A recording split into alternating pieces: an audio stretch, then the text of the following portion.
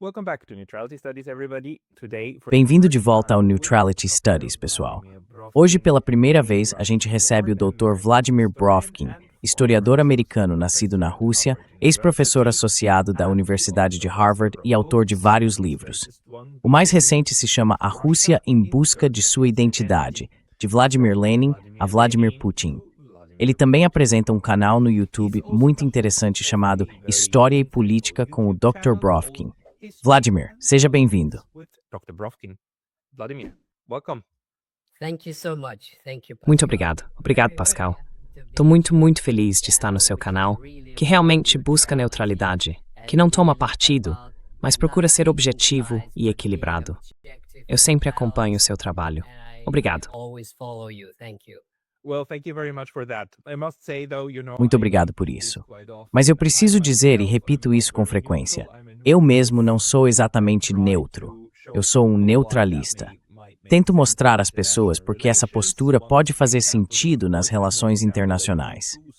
Um dos exemplos, claro, é um tema que você estudou bastante, a Ucrânia e a periferia da Rússia. Mas eu gostaria de ouvir a sua análise hoje, porque você é uma das vozes que realmente traz uma visão muito profunda sobre o assunto, sendo russo, mas vivendo agora no Ocidente. Em que ponto isso é na relação do Ocidente com a Rússia? Where are we at in the West's relationship with Russia? Well, it's a very difficult question. Olha, é uma pergunta muito difícil, porque é fácil dizer que é ruim. Todo mundo sabe que é ruim, e pode até piorar. Mas o motivo de eu hesitar em dizer que é ruim é que o povo da Europa não sente ódio da Rússia. E eu moro na Europa, moro na França. Sim, as pessoas estão preocupadas e abaladas com a guerra atual, e muitas delas têm simpatia pelos ucranianos. Eu também tenho. Quer dizer, eu não tenho nada contra os ucranianos. Não é uma questão de ser a favor ou contra eles. Qualquer guerra, qualquer perda de vidas, é algo lamentável. Mas o povo europeu não tem esse ódio pela Rússia que alguns líderes da União Europeia demonstram. As some of the leaders of European Union do. And they do not have this kind of a E eles não têm esse tipo de atitude condescendente, sabe? Aquela coisa de, esses russos são sub-humanos. Não tem. Sobre isso, deixa eu comentar uma coisa. Eu dei uma palestra na Alemanha, estudei lá, falo alemão, e tenho amigos alemães. Então eu conheço bem a Alemanha. Já estive em praticamente todos os cantos do país. E eu não acho que exista ódio contra a Rússia entre os alemães. O que eu acho que está acontecendo na Alemanha, e o motivo de haver tanto apoio à Ucrânia, e também ao Merz, acho que tem duas razões para isso. A primeira é que, nos anos 80, a sociedade alemã passou por um tipo de sentimento de culpa.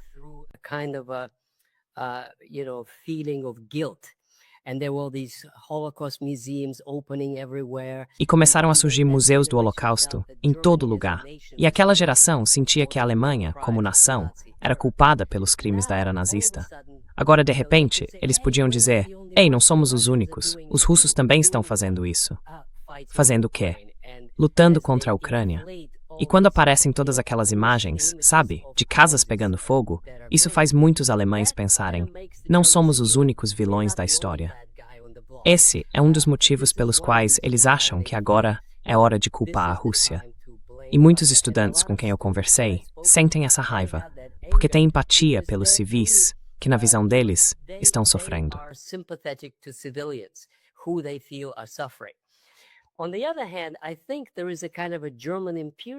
Por outro lado, eu acho que existe uma certa tradição imperialista alemã, em que os alemães, por exemplo, dizem algo como: nós vencemos a Primeira Guerra Mundial, pelo menos na frente oriental.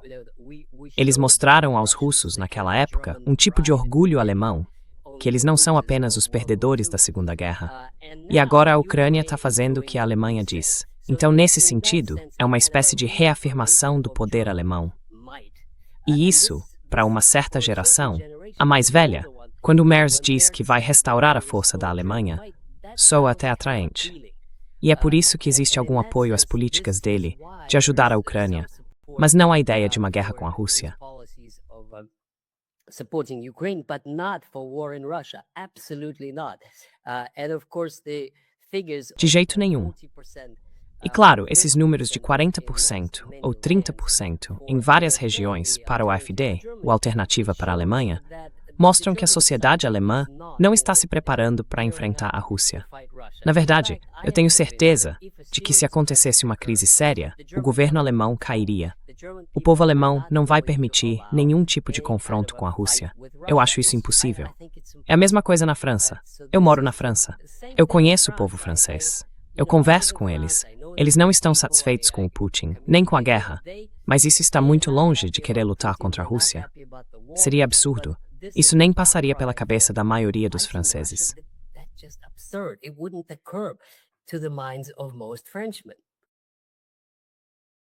Hey, just a very quick note, the best way to support this channel is by signing up for my free Substack. You can also help with a paid subscription there, or you can get some of our new merch on neutralitystudies.com. Links below.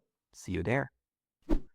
I'm quite glad to hear that from you, because most people I talk Fico to bem are contente em much ouvir less isso de você, optimistic, but porque a maioria das pessoas com quem eu converso é bem menos otimista. Mas sabe, eu acho que compartilho do seu sentimento de que na população em geral, na maior parte dos lugares, não existe um ódio enraizado contra os russos em nível pessoal.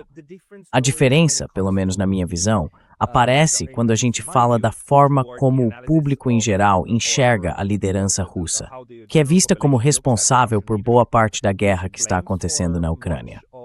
E o outro lado disso são, claro, as elites dos círculos políticos e da mídia, que, na minha opinião, em muitos países europeus, espalham muita russofobia, incluindo estereótipos bem pesados sobre a Rússia e sobre os russos.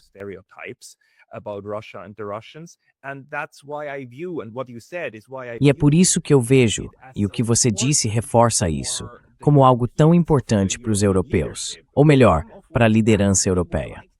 Alguns deles, pelo que dá para perceber, até gostariam de ter uma guerra com a Rússia, ou pelo menos caminhar nessa direção. Por isso é tão importante que o primeiro ataque, o ataque direto contra a OTAN, venha da Rússia. Eu vejo muito do que eles estão fazendo como uma forma de provocar a Rússia a entrar na próxima fase dessa guerra, que já é uma guerra europeia.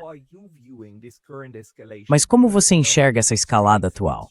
Por que ataques ao coração da Rússia, ataques a Moscou com drones e outros equipamentos fabricados na Europa, seriam impensáveis durante a Guerra Fria? E agora viraram algo comum. Eu vejo isso como uma maneira de convencer o público em geral de que, olha, nós sempre dissemos que os russos iriam atacar. E aí está, eles atacaram.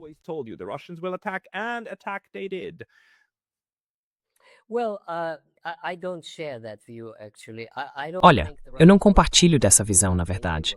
Eu não acho que os russos vão atacar. Não acho que eles vão atacar, porque isso não é do interesse deles. E eu já disse isso várias vezes. O Putin entende muito bem a Alemanha e a Europa. Ele fala alemão, trabalhou na Alemanha e tem amigos lá. Ele menciona isso o tempo todo. O que eu acho que é o grande plano do Putin, e a gente vai ver se vai funcionar ou não, é que os partidos nacionalistas, ou de direita, ou como quiser chamar, os partidos eurocéticos, estão crescendo na Europa. E dá para ver isso facilmente. É só procurar no Google o sucesso do AfD na Alemanha. E isso significa, sabe, a total impopularidade do Merz, a queda livre da economia alemã e a crise migratória.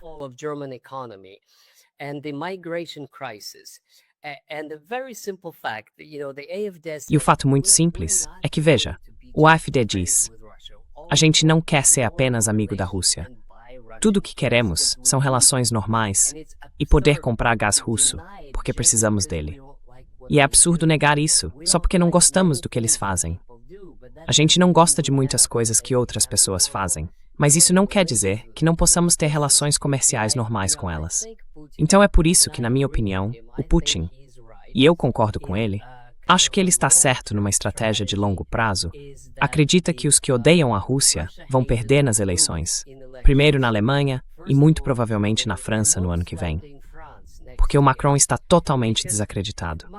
Ele não é só impopular, ele é desprezado, é motivo de riso, perdeu completamente a credibilidade. E isso não é por causa da política externa dele, mas por causa do que está acontecendo dentro da França.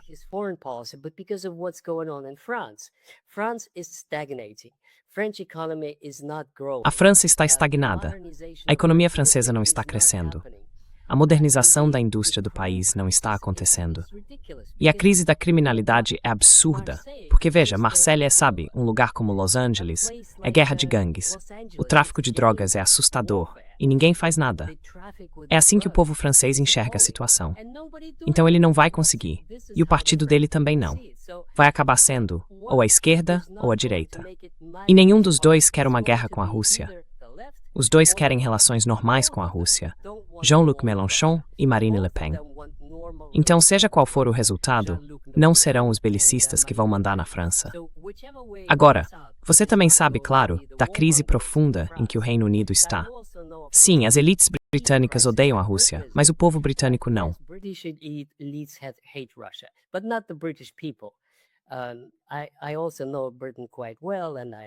Eu também conheço bem o Reino Unido. Já estive lá, estudei lá, tenho amigos lá e tudo mais. O povo britânico está concentrado nos próprios problemas, e são problemas muito sérios, com a migração, com a desindustrialização, com a crise política, com o sistema político que não funciona, com os partidos, onde a maioria leva tudo, e por aí vai. Então eu não acho que a prioridade dos britânicos seja lutar contra a Rússia. E mesmo que quisessem, eles não têm com o que lutar. Não têm navios modernos, não têm um exército moderno, não têm força aérea, nada. Militarmente falando, os britânicos estão no ponto mais baixo da sua história. Se é que algum dia já foram tão fracos assim.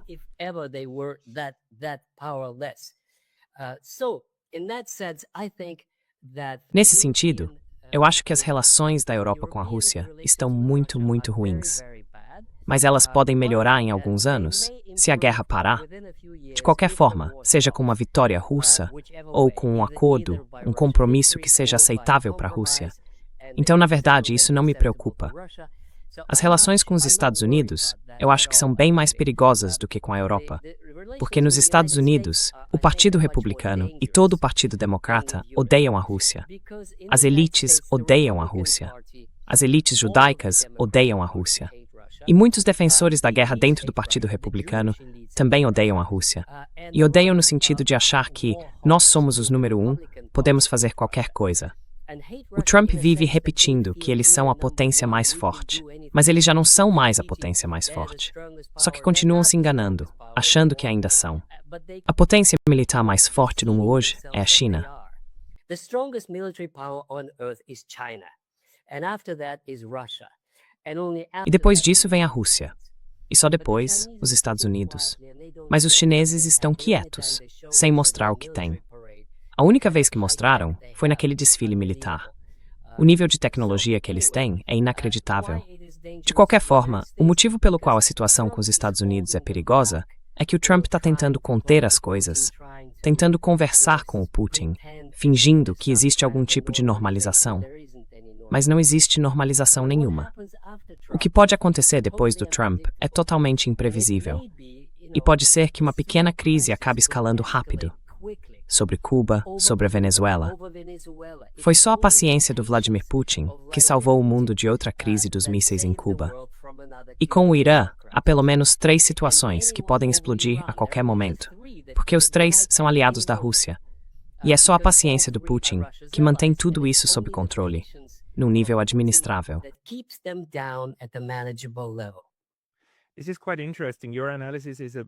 Isso é bem interessante. A sua análise é bem diferente do que eu ouvi de alguns colegas europeus que talvez estejam focados demais no que escutam no noticiário do dia a dia vindo das suas elites.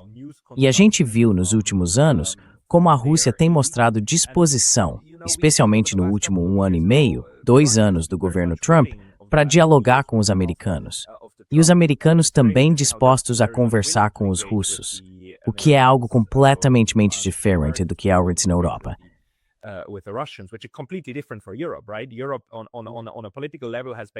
A Europa, no nível político, basicamente tem tentado, nos últimos 4 anos, simplesmente acabar com a Rússia pelo silêncio, como diriam os japoneses. Mas então, pela sua interpretação, a Rússia está vendo uma espécie de mudança natural de regime na Europa, por meio do ciclo eleitoral, e quer reunir a Europa de novo dessa forma. É por isso que estamos vendo tanta moderação do Vladimir Putin em relação à Europa. Mas, por outro lado, com os Estados Unidos, a situação é realmente perigosa. Então, é o Trump que mantém tudo sob controle. Ou essa russofobia vai acabar levando de algum jeito a uma nova escalada com os Estados Unidos?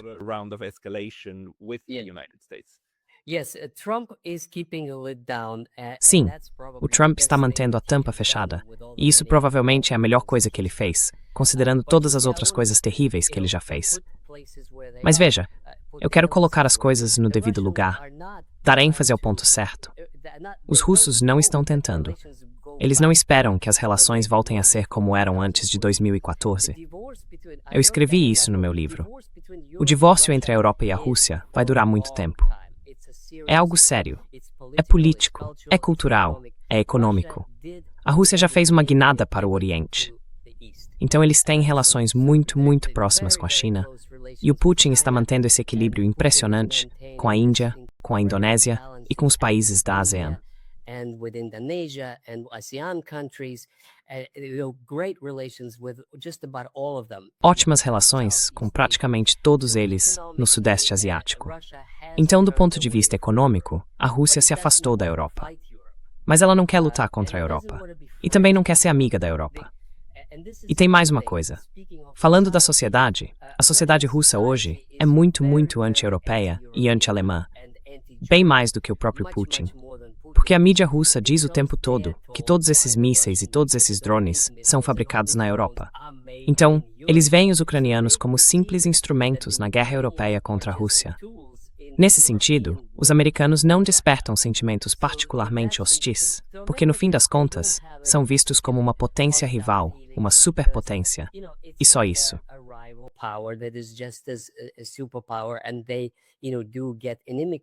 E eles, de vez em quando, ficam realmente hostis. Então, desse ponto de vista, o establishment político russo é muito, mas muito anti-americano. Dá para ver isso em todos os programas de debate e na mídia, a ideia de que nunca se pode confiar nos Estados Unidos, que os Estados Unidos são imperialistas, que são belicistas. Então, na verdade, não é só o Putin. Se você olhar o que o Medvedev diz, o que o Gerasimov diz, quando fala porque é raro, e praticamente qualquer outro, é um discurso de fascismo. É uma desconfiança profunda em relação aos Estados Unidos. E sob esse ponto de vista, essa é uma relação muito mais perigosa a longo prazo.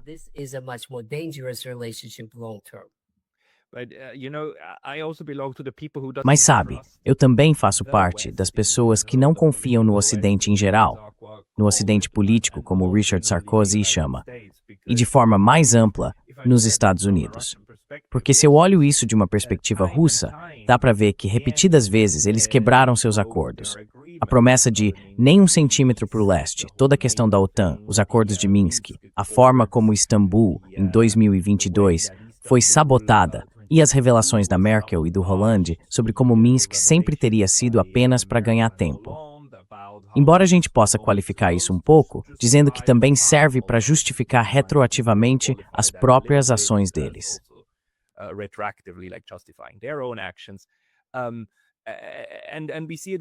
A gente vê isso com o Irã, né? Como os Estados Unidos continuam quebrando os acordos que fazem e continuam fazendo novos acordos só para depois quebrar de novo. Tudo para deixar o outro lado mais tranquilo, mais confiante e então atacar no momento certo. Existe um padrão aí. E o Vladimir Putin está no poder desde 1999, certo? Foi a primeira pessoa a ligar para o George Bush, depois do 11 de setembro, para dizer, olha, estamos com vocês. Mas nada disso adiantou. Tudo isso acabou levando à escalada que a gente vê hoje. Na sua opinião, ou na sua análise, como é que essa experiência influencia as decisões da Rússia?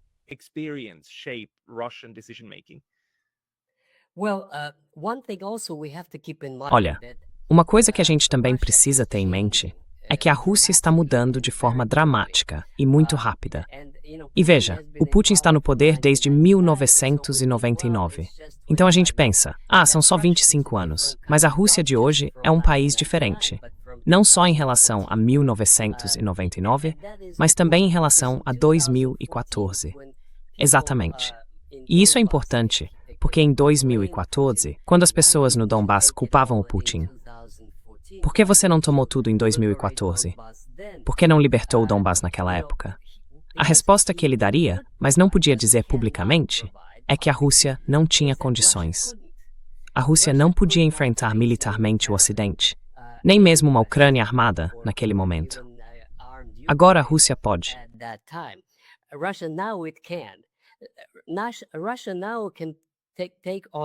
A Rússia hoje consegue enfrentar toda a OTAN, na minha opinião, e vencer. É assim de poderosa que a Rússia é. E as pessoas não entendem de verdade o quanto a Rússia é poderosa, mesmo sem armas nucleares. É por isso que quando ouço toda essa conversa sobre nuclear, eu rio. Porque a Rússia não precisa de armas nucleares. Com armas convencionais, a Rússia pode vencer toda a OTAN agora, até mesmo incluindo os Estados Unidos. Porque o ponto é o seguinte: a Rússia é enorme, e destruir a capacidade industrial da Rússia é algo muito difícil, se não impossível. Porque, se for sem armas nucleares, você precisaria de uma quantidade enorme de bombas, de mísseis Storm Shadow e de outros tipos de armamento.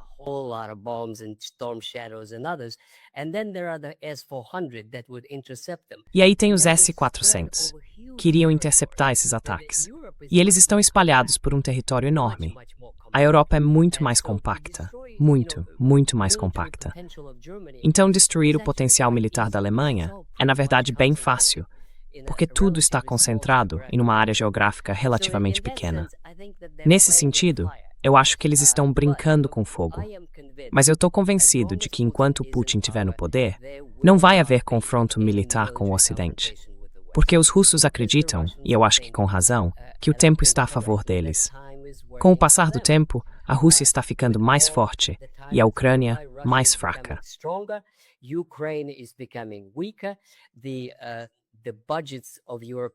Os orçamentos dos países europeus estão estagnados. Então eles estão basicamente desperdiçando bilhões e mais bilhões em uma causa que não pode ser vencida. Nesse sentido, ele não tem pressa nenhuma. Como eu disse, o único problema é o que vai acontecer nos Estados Unidos. Muita coisa depende de o Trump ganhar ou perder as eleições de novembro. Se ele perder, ele vira um presidente de fim de mandato. Mas ainda é o presidente. Então, tudo que os democratas podem fazer é sabotar as iniciativas dele, mas não conseguem implementar a própria política. Suponha que eles aprovem mais 100 bilhões de dólares para a Ucrânia. Ele pode vetar e pronto. Não há como eles reverterem isso.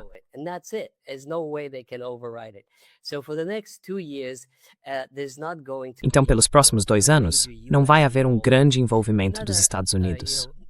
Outro fator, como dizem os cientistas políticos, uma variável ou algo imprevisível, é o que vai acontecer com o Irã. Será que o Trump seria tolo o bastante para lançar uma invasão em grande escala? Não. Bom, na minha opinião, se ele fizer isso, os Estados Unidos vão perder. E não só perder essa guerra, mas também perder o status de grande potência. É simplesmente impossível vencer o Irã. Porque para vencer, você teria que invadir. E para invadir, precisaria de um exército de 2 milhões de soldados, com todo o apoio logístico, e teria que ocupar o país. Não dá para simplesmente mandar uma divisão de paraquedistas e tomar Teherã. Isso não vai funcionar, porque eles cercariam e matariam todos. Então, vencer militarmente e ainda provocar uma mudança de regime é praticamente impossível para os Estados Unidos.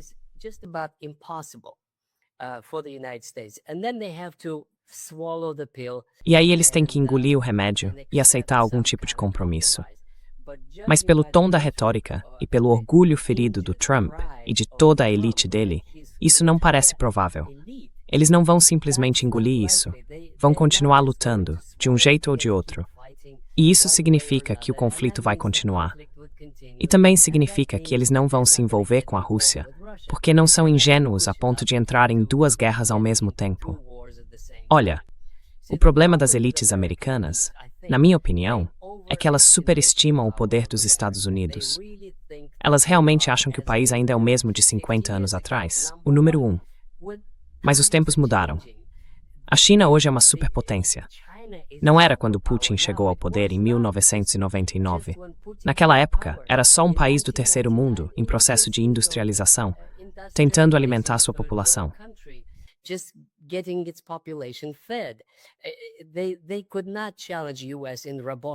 Eles não conseguiam competir com os Estados Unidos em robótica, em armamentos, em mísseis, em nada do ponto de vista militar. Não chegavam nem perto. Agora conseguem. E as elites americanas, elas não entendem isso. Elas se sentem confortadas quando Trump diz: somos os número um, somos a maior potência, somos isso, somos aquilo. Só que é muito difícil para elas admitirem: desculpa, pessoal, mas não somos. E ninguém quer dizer isso, porque não é uma mensagem popular. O que você ganha dizendo uma coisa dessas? Eu digo, e vejo que as pessoas não gostam de ouvir. Quando olho o número de cliques, o desempenho dos meus vídeos, toda vez que eu digo que os Estados Unidos não são os número um, os números caem. As pessoas não querem ouvir isso, mas é a verdade. E é a realidade histórica.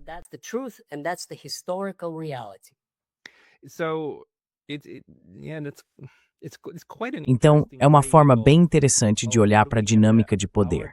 No geral, você está mostrando que o tempo joga a favor tanto da China quanto da Rússia, e nesse caso também do Irã.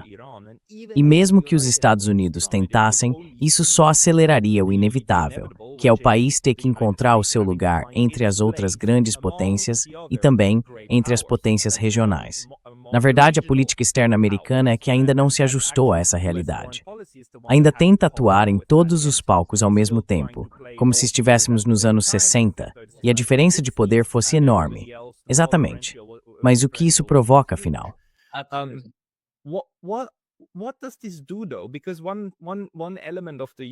Porque um dos elementos dos Estados Unidos, e eu concordo totalmente com isso, é que os neoconservadores, os neocons, como o Alex Christoforou costuma dizer, não têm marcha ré. Eles realmente acreditam nisso. O Lindsey Graham, por exemplo, diria a qualquer momento que os Estados Unidos podem produzir milhões de mísseis e derrotar o Irã em uma semana. E eles acreditam mesmo nisso. Agora, se as pessoas no poder acreditam nesse tipo de absurdo, o que acontece depois é que elas começam a trocar todo o pessoal militar. E foi exatamente o que fizeram. Durante a guerra, houve uma espécie de expurgo para colocar só gente que dissesse sim, senhor. E esses acabam assumindo os controles e tomando decisões que resultam em algo tão tolo quanto o que estamos vendo agora com o Irã. Você acha? Não é possível que algo assim aconteça de novo?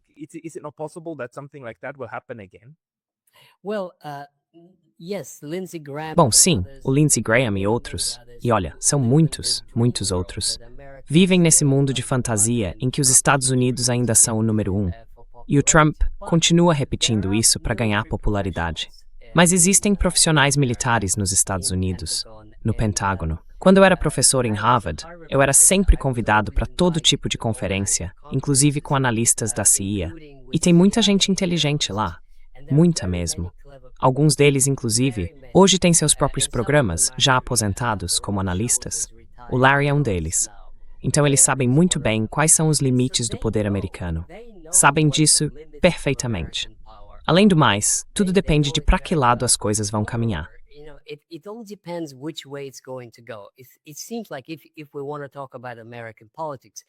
Parece que, se a gente quiser falar sobre política americana, se a ala do Partido Republicano, ligada ao J.D. Vance, vencer, isso seria algo positivo, porque não seria uma ala beligerante.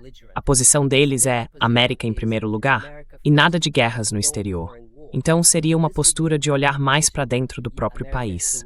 E há muita coisa para melhorar nos Estados Unidos.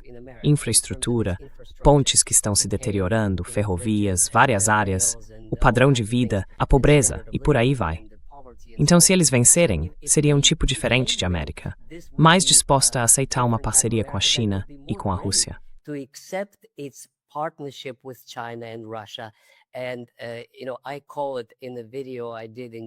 E sabe, eu chamo isso, no vídeo que fiz em janeiro de 2026, de teoria dos três reis. A ideia de que os Estados Unidos, a Rússia e a China administram o mundo de forma cooperativa, entendendo que a responsabilidade deles é manter a paz. E aí eles competem em outras áreas, mas sem confronto militar, que seria considerado impossível, pelo bem do mundo, pelo bem do nosso planeta Terra. Agora, se isso acontecer, tudo bem. Mas se o Rubio chegar ao poder, e esses falcões da guerra, que odeiam a Rússia, odeiam a China, odeiam comunistas, odeiam Cuba, odeiam a Venezuela, tudo movido por um ódio cego. E esse Kagan e esses judeus que não conseguem esquecer os pogroms de 120 anos atrás. From 120 years ago, and this is Quando eu fiz um vídeo que ficou bem popular, chamado Por que as elites americanas odeiam a Rússia? Muita gente comentou dizendo que é por causa do lobby judaico, o lobby pró-Israel, que odiaria a Rússia por natureza, porque seus pais e avós contaram que deixaram o país por causa dos pogroms. Então, esse tipo de ressentimento teria voltado agora. Mas dá para lembrar, claro, que os russos também sofreram nas mãos de alguns desses mesmos grupos. A Checa era formada em grande parte por judeus, e os judeus viviam muito bem na União Soviética. Tinham todos os direitos, e muitos deles faziam parte da administração de Stalin, e por aí vai. Enfim, esse é um tema complicado e diferente. O que eu quero dizer é que a política nos Estados Unidos é imprevisível.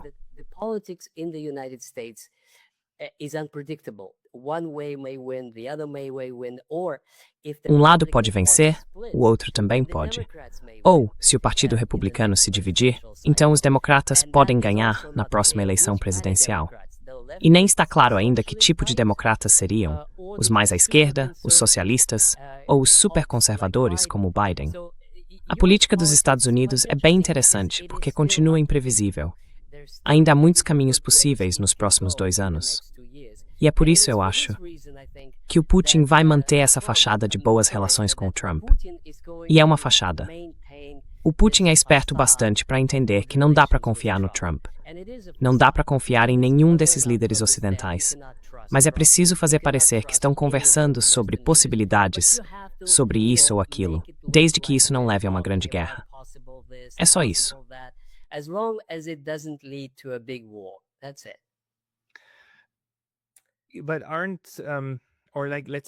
Mas não há. Ou vamos mudar um pouco para a Rússia, então, dentro do país.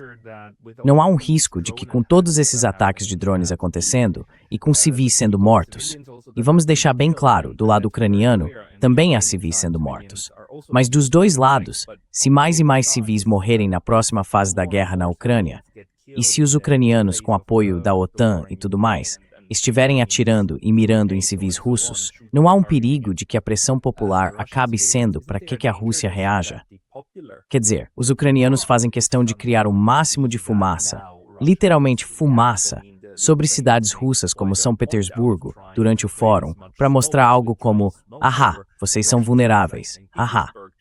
Agora, isso não gera nos russos uma sensação de vulnerabilidade, que leva as pessoas a dizerem algo como Sr. Putin, faça alguma coisa, tome uma atitude. Gente como o Sr. Karaganov fala exatamente nesse tom, dizendo, olha, precisamos escalar de forma dramática para finalmente assustar os europeus e fazê-los entender que isso não é um jogo, não é uma brincadeira, é algo muito, muito sério, e eles precisam parar com isso. Caso contrário, todos nós vamos morrer.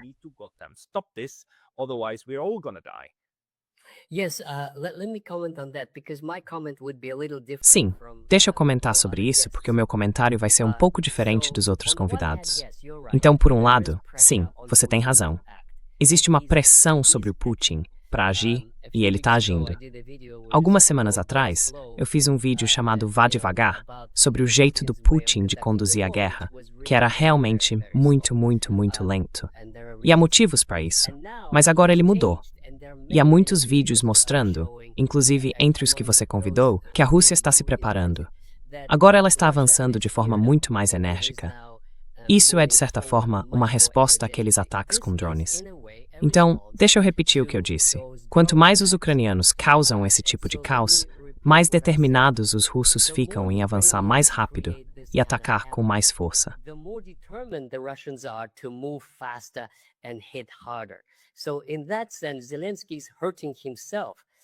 Nesse sentido, o Zelensky acaba se prejudicando com esse tipo de política. Agora, o meu ponto de vista é diferente, e quero deixar isso bem claro para o seu público. Os russos não vão se assustar, porque, sei lá, 5 pessoas morreram aqui, 10 morreram ali. Não, porque os russos se lembram dos anos 90. E nos anos 90, uma mulher podia ser estuprada na entrada de um prédio e ninguém ligava.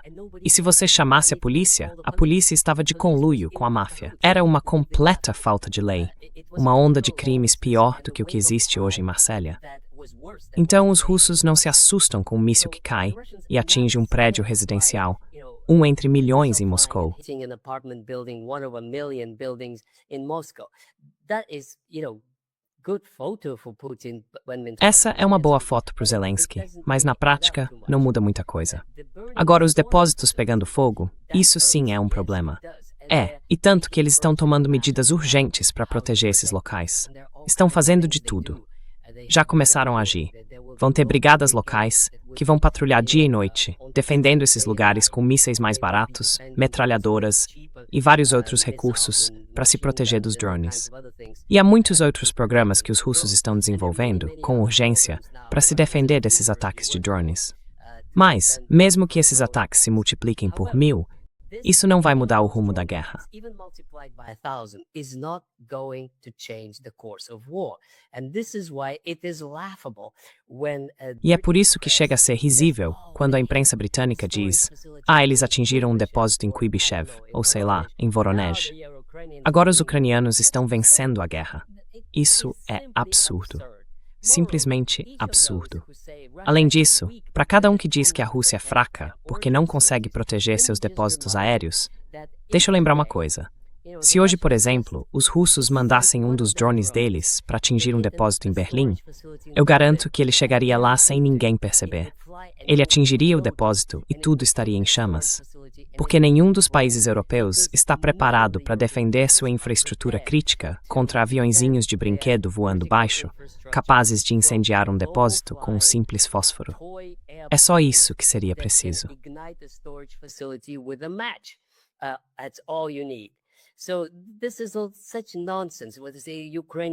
Isso tudo é um absurdo. A Ucrânia é forte porque consegue incendiar um depósito de petróleo.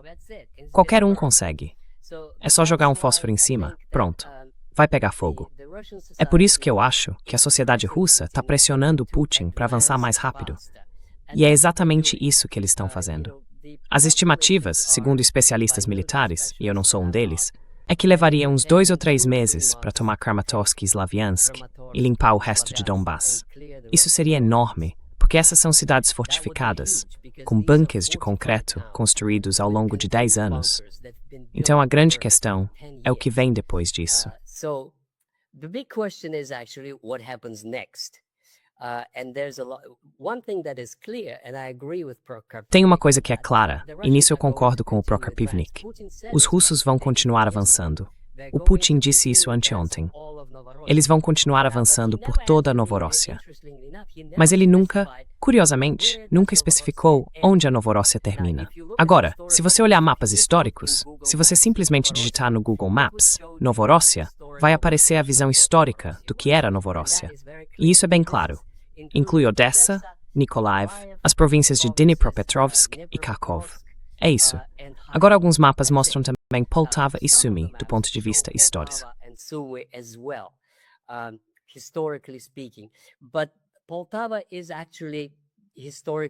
Mas Poltava é, na verdade, historicamente falando, Ucrânia. Só que lá se fala uma mistura de russo e ucraniano. Não é o ucraniano puro, como se fala em Zhytomyr ou Vinnytsia, por exemplo, no centro da Ucrânia. Então, dá para traçar as fronteiras do que era historicamente a chamada Novorossia russa. Deixa eu só comentar uma coisa.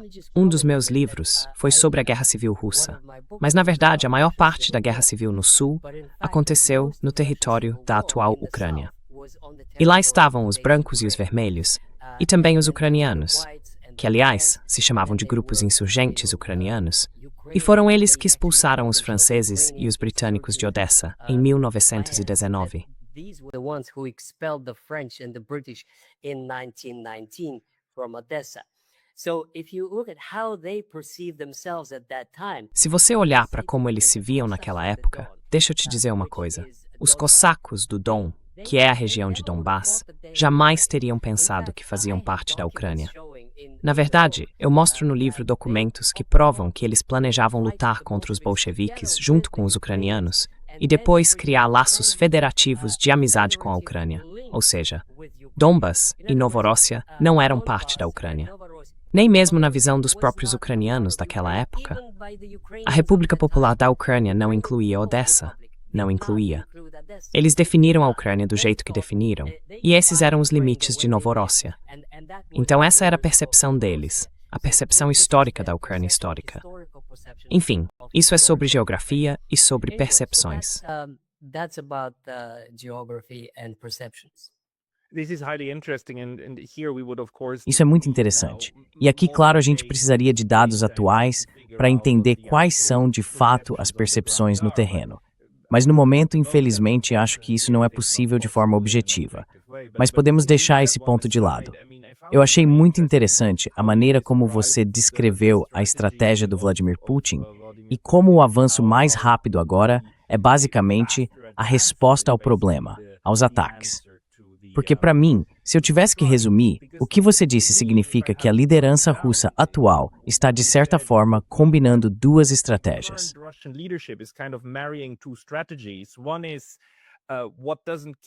Uma é aquela ideia de que o que não te mata te deixa mais forte.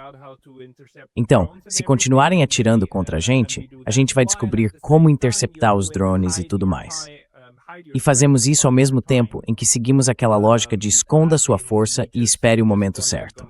Ou seja, vamos continuar ampliando nossa capacidade industrial e garantir que se um dia a situação apertar de verdade, a gente tenha uma força esmagadora.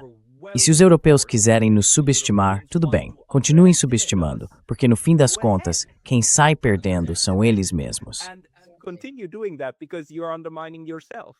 Yes, exactly.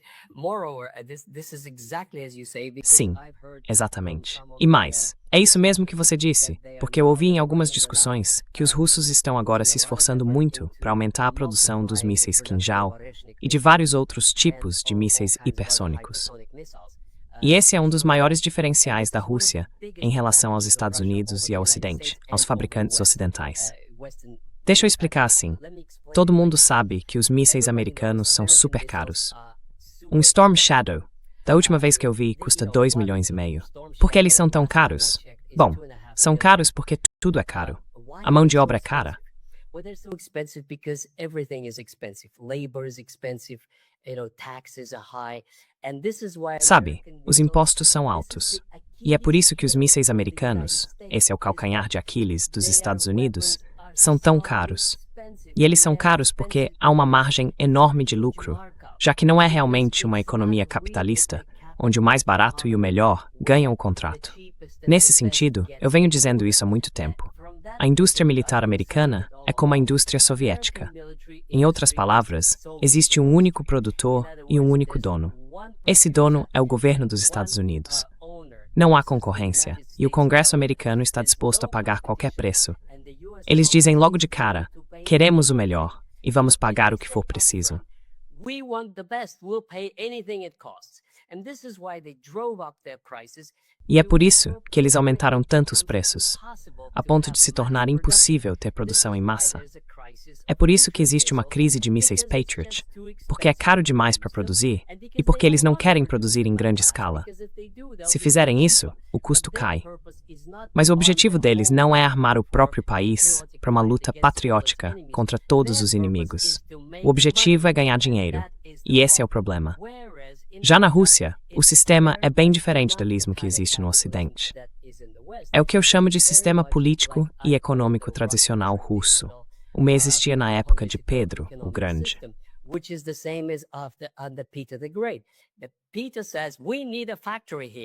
O Peter diz, precisamos de uma fábrica aqui. E ela é construída, não importa o que custe ou o que seja preciso. Aí o Peter diz, precisamos de uma frota. E então os russos constroem a frota e vencem os suecos. É a mesma coisa agora. O Putin diz, precisamos de produção em massa de Iskanders. Façam isso. E o Medvedev fica responsável e eles vão fazer. É assim que funciona. E por isso, nos dois casos, o custo não importa. Mas no caso americano, o custo não importa, porque eles querem ganhar muito dinheiro. Já na Rússia, o custo não importa, porque eles querem fabricar muitos mísseis. Não importa o esforço. Essa é a diferença. That's the difference.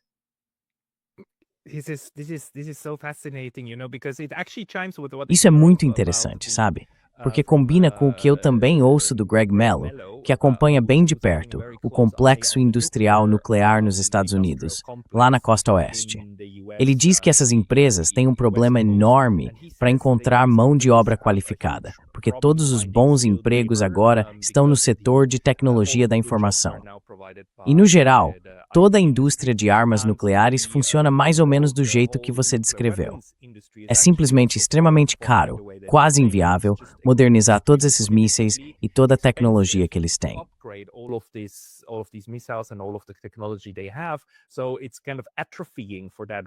Então isso meio que está atrofiando por esse motivo, além do fato de que toda a base industrial foi esvaziada e os Estados Unidos estão perdendo a capacidade de realmente produzir isso. E a gente vê isso agora, porque o país ficou sem mísseis. Quer dizer, eles tiveram que realocar mísseis do leste asiático para enviar para o oeste asiático, para pelo menos tentar se defender do que vinha do Irã e proteger Israel, embora isso também não esteja dando certo. Então, estamos percebendo que chegou ao fim aquela ideia de capacidade infinita dos Estados Unidos, certo? Então, de certa forma, a Rússia agora, você acha que eles estão esperando ativamente até que essa percepção se consolide e acabe forçando uma mudança na política externa dos Estados Unidos? Yes, I think so. But let me give you just two examples. Sim, eu acho que sim. Mas deixa eu te dar só 2 exemplos.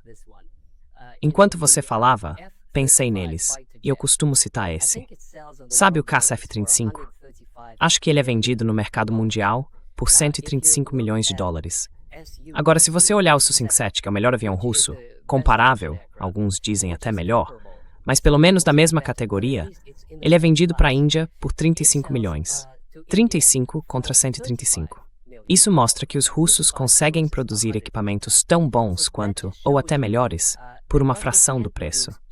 Agora, o próprio Trump disse que os Estados Unidos não fazem mais estaleiros, não constroem mais navios, que precisam reativar isso. Já a Rússia terminou vários submarinos nucleares de primeira linha nos últimos anos e continua construindo navios.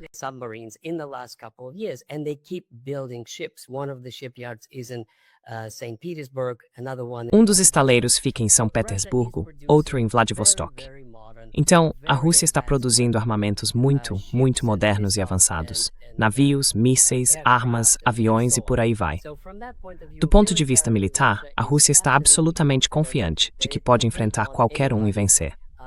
Agora, voltando à Ucrânia, o que isso significa, e esse é um ponto muito importante, é que a Rússia não pode travar a guerra na Ucrânia do mesmo jeito que os israelenses lutaram em Gaza.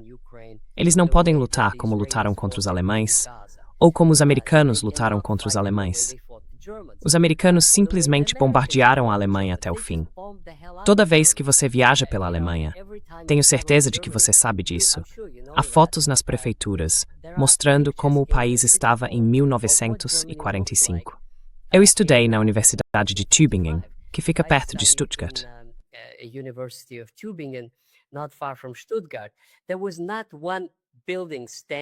Em 1945, não havia um único prédio de pé em Stuttgart. Tudo tinha sido destruído pelos bombardeios da Força Aérea Real e dos americanos. Então os russos não conseguem bombardear da mesma forma. Apesar das imagens que a gente vê hoje na TV, se os russos lançaram 600 mísseis e drones contra Kiev e 20 pessoas morreram, isso mostra que eles são extremamente ineficazes. Porque é menos de uma pessoa por míssil. Eles atingem infraestrutura militar. Fazem isso à noite. Se quisessem matar o maior número possível de trabalhadores ucranianos, teriam atacado durante o dia, mas atacam à noite justamente para enfraquecer e destruir a capacidade militar da Ucrânia de continuar a guerra. É isso que o Putin está fazendo. E isso me mostra 2 coisas, com base no último discurso dele. A Rússia não quer ocupar nem incorporar toda a Ucrânia. Eles não querem esses tipos neonazistas, sabe? Os do Azov, os do Bandera, como cidadãos russos.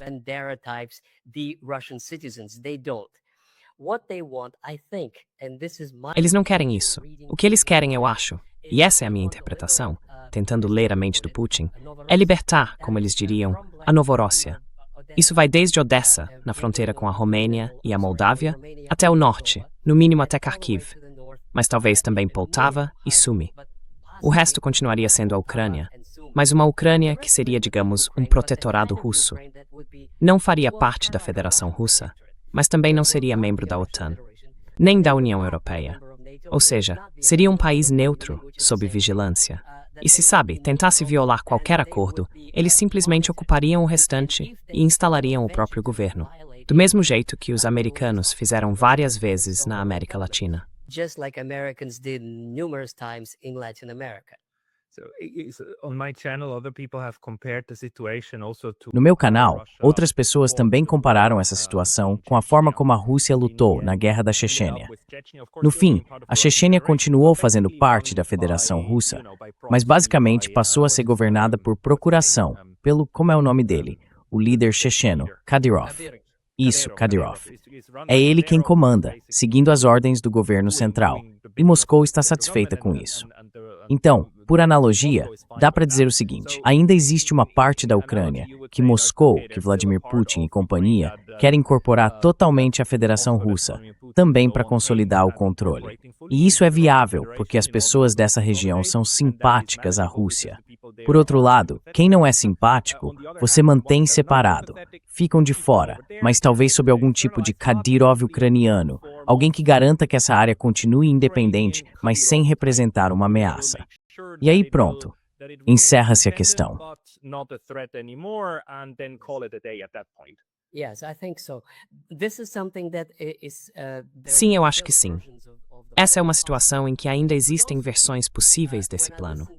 Também pode ser o caso quando eu ouço os ucranianos, imigrados ou refugiados que eram membros do governo da Ucrânia antes de 2014, quando a gente ouve essas pessoas, e elas falam bastante nos programas da mídia russa, o que elas querem é uma Ucrânia parecida com Belarus, que seja um Estado unificado com a Rússia, como Belarus, mas ainda separado em termos de cultura, de moeda, de políticas internas. Assim, a política externa seria controlada pela Rússia, ou simplesmente não existiria. Mas, ao mesmo tempo, eles teriam autonomia local, como Belarus tem, com fronteiras abertas e relações normais com a Rússia.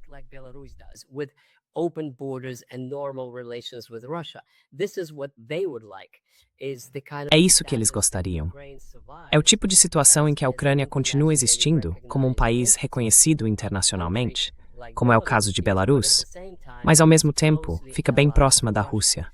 Essa é a ideia deles. Uma coisa bem interessante nesse contexto é o que pode acontecer com a Ucrânia Ocidental, a região de Lviv, porque ali é o centro do movimento de Bandera, e o Putin já disse várias vezes que eles não os querem na Rússia. A questão é se essa região continuaria fazendo parte da Ucrânia ou se viraria um território separado. E aí vem outra dúvida. O que aconteceria com as minorias húngara, romena e polonesa que vivem ali? Então é algo bem interessante de observar.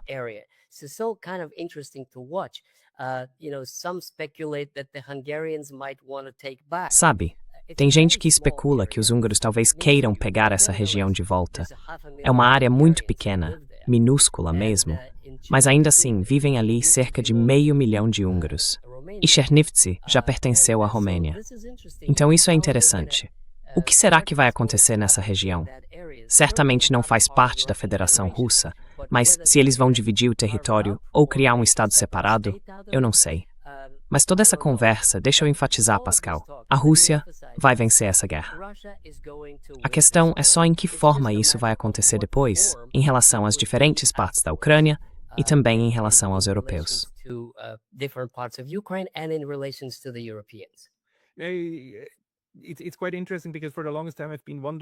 É bem interessante, porque há muito tempo eu me pergunto como seria uma vitória da Rússia nessa guerra. A ideia europeia de que a Rússia quer absorver toda a Ucrânia é ridícula e completamente absurda. Seria uma coisa muito burra de se fazer. Mas o que você acabou de descrever pode, do ponto de vista estratégico da Rússia, até fazer algum sentido. Porque o que sobrar da Ucrânia Ocidental vai ficar numa situação muito difícil. A gente já está vendo isso na relação com a Polônia, e com os europeus em geral também não vai ser uma relação carinhosa, digamos assim.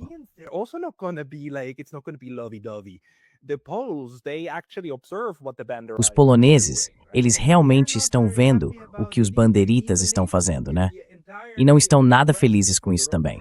Mesmo que o resto da Europa inteira tente fingir que nada está acontecendo e prefira simplesmente fechar os olhos. Quer dizer, mesmo que alguém pintasse símbolos nazistas por todos os prédios do governo em Kiev, a Europa ainda assim fecharia os olhos para esse fato. Mas os poloneses meio que não conseguem mais ignorar isso, né? É exatamente. É isso. Yeah, right, exactly. Yeah, and, I want to Sim, eu quero citar uma conversa que eu ouvi e que achei bem interessante. Nos programas ocidentais, ninguém nunca falou sobre isso. E é por isso que pode ser algo curioso. Falando sobre esse tipo de assunto, o que aconteceria com a Ucrânia Ocidental? Eu ouvi um russo propor uma ideia de fazer um acordo com a Polônia, em que a Polônia ficaria com Lviv e com o território que pertencia a ela antes da Segunda Guerra Mundial. Em troca, a Rússia teria um corredor até Kaliningrado. Essa proposta envolveria tirar uma parte da Lituânia, da Polônia ou talvez das duas. Mas a Rússia realmente precisa de um corredor terrestre até Kaliningrado e não quer manter o controle sobre Lviv. Então, pelo menos, essa foi uma das propostas que eu ouvi e que me pareceu bem interessante. So this is at least one proposal that I heard that sounded quite interesting. Sabe, isso aqui é só um exercício de imaginação, né? É puro brainstorming, só pensando o mundo em termos de mapas. Mas a gente voltou ao momento em que isso é algo possível de se pensar. Que a mudança de fronteiras, e eu costumo dizer isso nas minhas aulas de política europeia, a questão não é se as fronteiras da Europa mudam, a questão é se elas mudam pela força ou não. Porque é difícil achar uma década em que as fronteiras na Europa não mudem em algum lugar. Então, o quão longe você acha que a gente está de um novo acordo? E veja, os europeus, sem exceção, toda vez que fazem essas loucuras, tipo entrar em guerra uns com os outros, sempre terminam com conferências. Então, o quão longe estamos da próxima grande conferência? O próximo 1815 em Viena? Ou seja, lá onde for. Qual é a sua previsão? Well, I don't want to do any predictions because Olha, eu não quero fazer previsões, porque isso depende de muitas variáveis. Depende de como as coisas vão, de para que lado o vento está soprando, sabe? Mas tem certas coisas que são constantes, que são dadas, que são quase axiomáticas. Uma delas é que a Rússia não precisa de nada para conquistar países europeus. Ela já tem mais terra do que consegue administrar. É o maior país do mundo, com uma população que não está crescendo muito bem. Então, eles não precisam de mais território. O que eles precisam é de segurança, e isso inclui segurança para Kaliningrado. E desse ponto de vista, uma ligação terrestre seria algo bem-vindo para a Rússia. Tornaria as coisas um pouco mais fáceis.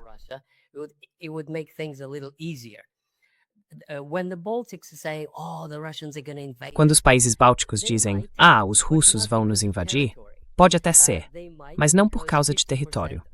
Pode ser porque metade da população da Letônia fala russo e está privada de seus direitos. Então pode acontecer.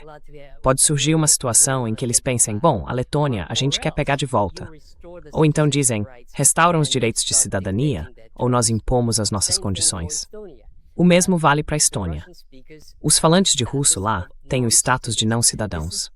Isso é inacreditável. Estamos falando da Europa, do século XXI. É pior do que o domínio colonial. Eu morei no Marrocos e era assim. Existia uma elite dominante, havia cidadãos franceses, os judeus recebiam cidadania francesa, mas os locais não.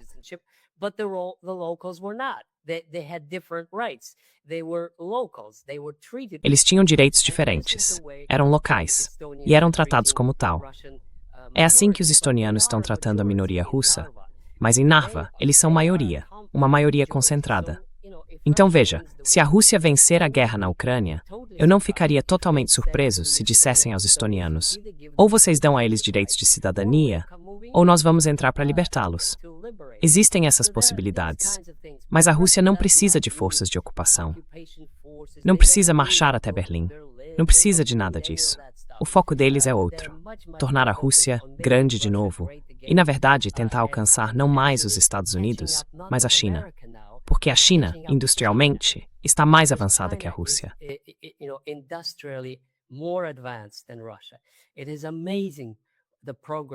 É impressionante o progresso que a China fez, e é isso que os russos estão observando.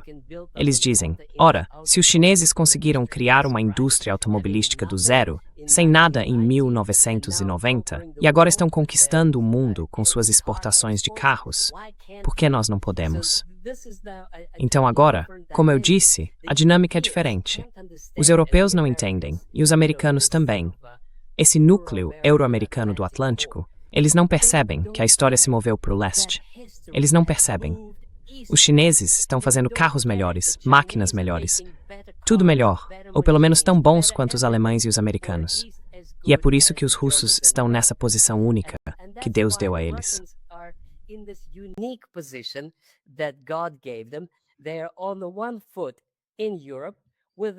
Eles têm um pé na Europa e o outro na Ásia.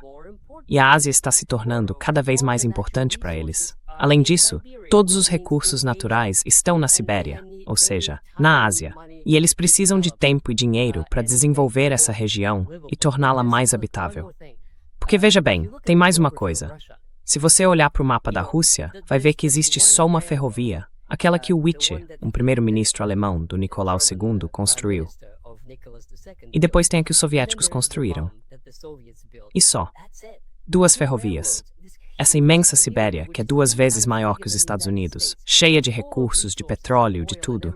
Então eles precisam de muita energia e de gente para se mudar para lá e desenvolver a Sibéria, que ainda é um gigante adormecido.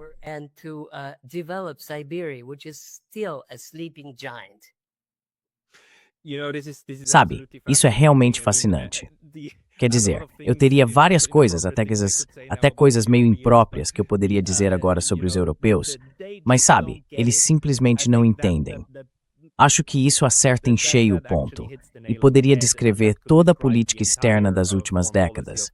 E claro, quando a decisão já tiver sido tomada, e quando os europeus perceberem que não estão mais olhando para a cabeça da Rússia, mas sim para a parte de trás, e que a cabeça já se virou para o leste, talvez a gente finalmente chegue a um momento em que as coisas voltem a ser um pouco mais razoáveis.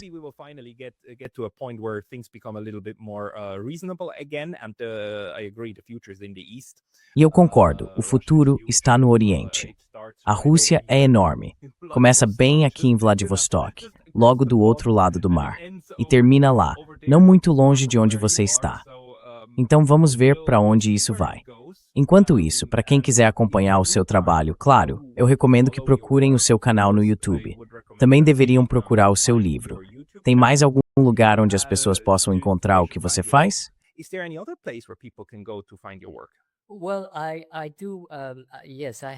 Sim, eu tenho um Substack, e na verdade quero transformá-lo em algo bem mais do que só assuntos atuais. Estou planejando publicar vários artigos históricos sobre a história soviética. No YouTube eu falo principalmente sobre temas do momento, mas quero acrescentar que, na minha opinião, a maior contribuição que eu posso dar para o conhecimento é justamente nessa área da história soviética.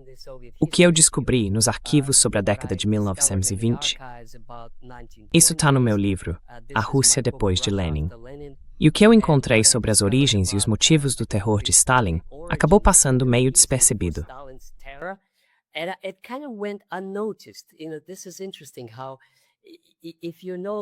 É curioso como, quando você já não está mais bem no centro da profissão, as pessoas simplesmente te ignoram. Mas eu acho que tem uma interpretação original sobre por que aconteceu o Grande Terror e por que Stalin atacou os camponeses. E tem muitas outras coisas também. Algumas estão no meu livro mais recente, De Lenin a Putin, mas é sobre isso que eu vou falar mais no Substack. Dá pra me achar fácil lá, é só digitar meu nome que aparece. De vez em quando eu posto alguma coisa no Twitter, umas reflexões sobre assuntos atuais, mas na maior parte do tempo é no YouTube e no Substack mesmo.